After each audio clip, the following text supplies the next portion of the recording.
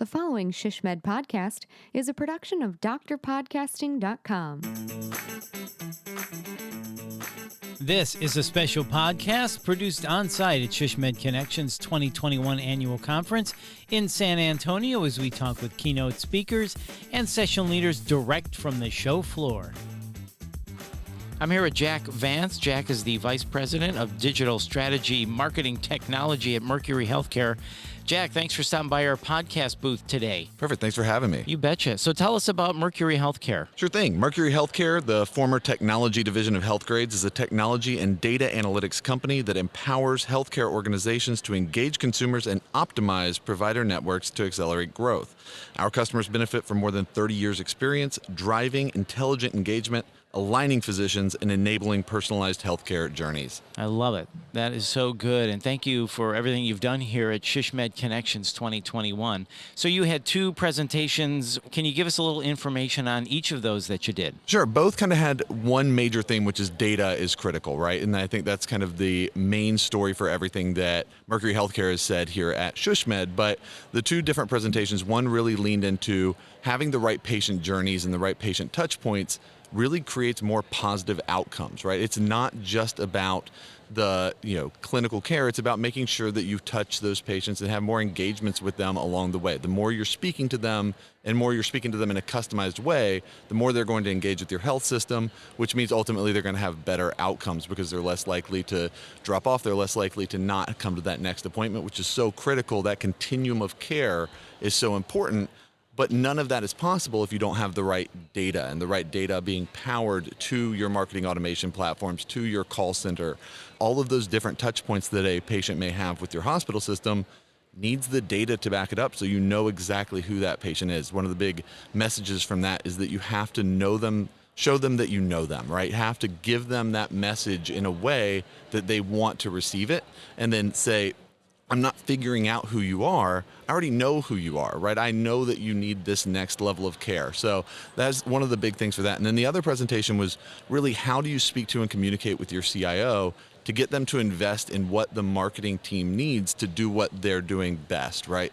And again, it boils down to data, right? The marketing team needs more information and more data to be able to make those better communications. Gary, who led that presentation, also really talked about the idea of retention versus going out and finding new patients, right? The cost of retaining is just so much lower than going out and finding a new patient, but yet most hospitals really focus on that finding of the new patient, right? Versus, which kind of ties both of these presentations together, is having that data means you can have better communications with them, which means it's much easier to retain because they don't feel like they're an anonymous number to the hospital, so they're a patient that the hospital knows really I could see where the two sessions were tied together.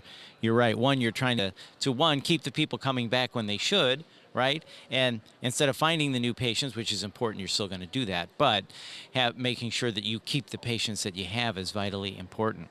Let me ask you this. So why do people not adhere to their treatment plans, especially when they need ongoing treatment?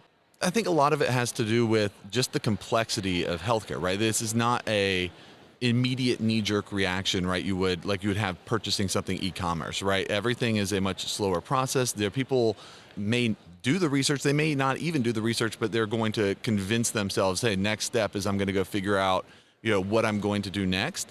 And then life happens, right? That people get busy. People start to think through other things. So it's the health system's job to remind them. And one of the things Rachel, who did the presentation on the patient journeys, was talking about is your dentist or where you get your hair cut, they'll text and remind you when your appointment is, and then you may go to a hospital system and they don't, right? That's something that they don't have built out, right? So you have all of these different industries that are accelerating at unbelievable rates of how do we make it easier for you to take the next action with us as a company and really simplify what that looks like. And health systems it's just hard, right?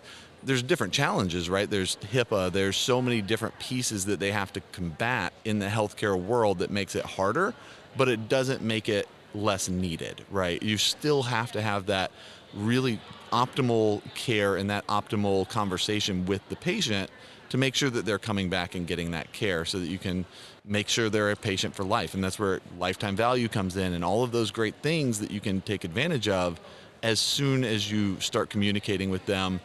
I'm about to get on a Delta flight, right? And they're known for their customer service, right? It's so much easier to schedule, book, and fly on Delta. It's really difficult to do the same thing with my doctor, right? So I may put it off because it's harder. Yeah, very, very true. So let's talk about patient journeys a little bit.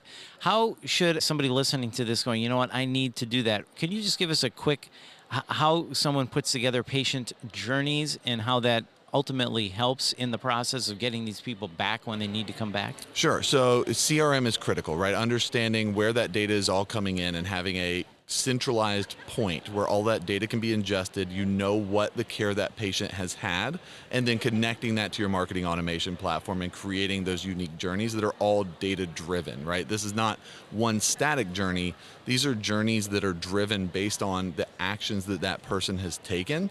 But a CRM is really a critical component of that, of having some single source that's going to collect, aggregate all that data, and then make smart analytical decisions based on that data that it's collected. Okay, and then also you talked about the second presentation that you had, how to pitch engagement tech to your CIO. Data was really important in that, and some of the patient journey also covers into that area too, right? Absolutely. So tell us about how to pitch your engagement tech to your CIO. We were just talking about patient journeys, patient engagement, and those things. Why is it important that we need to pitch engagement tech to our CIOs? Do patient journeys fall under that? Yeah, patient journeys absolutely fall under that. Understanding your market, all of the data that you need to be collecting as marketers, and really evolving your marketing team to the next level in the healthcare space. A lot of those decisions are being made by the CIO. What investments are we going to make in technology? And so the marketing teams have to speak the language of what the CIOs are looking for, which is really numbers and data-driven information. They need to know what is the ROI of this technology going to be, and how is it paying off for the health system that goes beyond just marketing. And so the marketers have to have those conversations, and it has to be, this is a fight that they're willing to have to go toe-to-toe and say, look, I need a tool that allows me to take all of that EMR data and make better decisions on how I'm communicating with my patients. It cannot be just a billboard or a TV spot anymore, right? It has to be really smart conversations with patients, and you can't do that without data. So e-commerce and every major retail brand has been doing this for years, right? You've been swiping loyalty cards for years, and they make really smart decisions about what you see next, and health systems are just behind. And again, it's not because it's, they're not wanting to do it. It's just more complicated in the healthcare space, but they have to catch up. And the CIO holds a lot of those keys that they need. So having that conversation and saying, I need a way to better engage my patients so that we can get them to take the next step, so we can get them to engage with our cardiology department, so I can get them to engage with the orthopedics department.